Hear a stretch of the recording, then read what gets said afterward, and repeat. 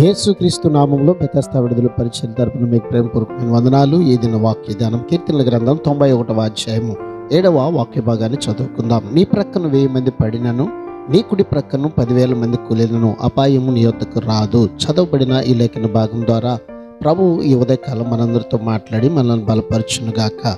ఈ భూమి మీద మనం పుట్టిన మొదలుకొని చనిపోయే వరకు మనకు ఎప్పుడు అపాయం పొంచి ఉంటుంది. దేవుడు ఈ భూమిని చాలా అందమైనదిగా చేశాడు. దేవుడు ఈ భూమి మీద చేసిన ప్రతిదీ చాలా మంచిదిగా కనపడింది. అయితే మానవులకు ఈ భూమి మీద ప్రమాదాలు ఉంటూనే ఉంటాయి.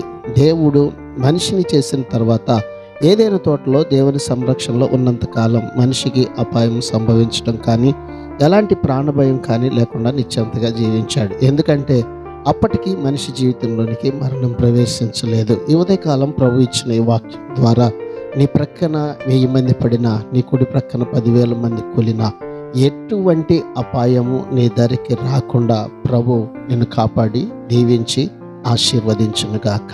ఆమేన్. God bless you.